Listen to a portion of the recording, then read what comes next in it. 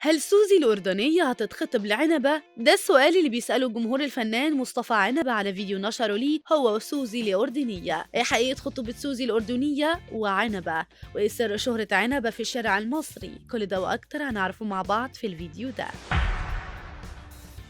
من تاني رجعت سوزي الأردنية للترند، بس المرة دي مش لوحدها، دي جابت معاها الفنان مصطفى عنبة نجم المهرجانات في مصر.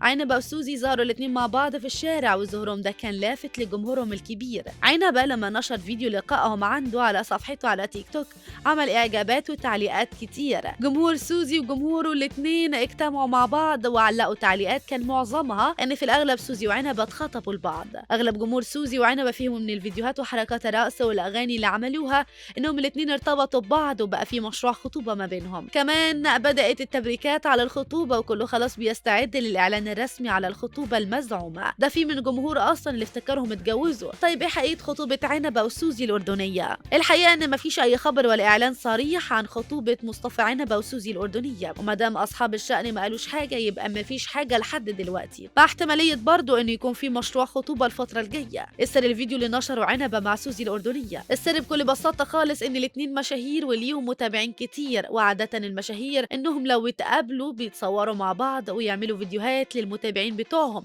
وليهم من بالتأكيد يشوفوهم طول الوقت. عنبة وسوزي الأردنية من أكبر المشاهير على تيك توك، وهما الاتنين متصدرين الترند الفترة اللي فاتت، كل واحد فيهم بموضوع شكل. سوزي الأردنية مثلا تصدرت الترند بواقعة ظهورها مع والدها وكلامها بطريقة غير مناسبة عليه، وده في فترة من الفترات. وقتها كل السوشيال ميديا اتكلمت على سوزي الأردنية وحوارها ده، لدرجة إن في محامين كمان طلبوا بالقبض عليها علشان اللي قالته في حق والدها. بس سوزي بعدها رجعت اعتذرت وقالت إن كل اللي حصل كان خطأ، والجمهور قبل اعتذارها وكأن شيئا لم يكن. لسه بيحبوها برضه ومهتمين يعرفوا عنها كل جديد. أما بقى الفنان مصطفى عنبة فسبب تصدره الترند الفترة اللي فاتت كان بعد مشاركته مع الفنانة الكبيرة يسرا في الدراما التلفزيونية، كمان مشاركته مع برضه الكبيرة إسعاد يونس على شاشة السينما. عنبة أخذ من الأعمال دي شهرة كبيرة جدا. عنبة عبر عن سعادته بكده وقال إنه سبب الخير اللي فيه ده كله هي والدته اللي دايما بتدعي له، ببركة الدعاء ده أبواب الخير دايما مفتوحة ليه والنجاح حليفه. هو دلوقتي ليه مكان مع الكبار في مجاله سواء المزيكا أو التمثيل،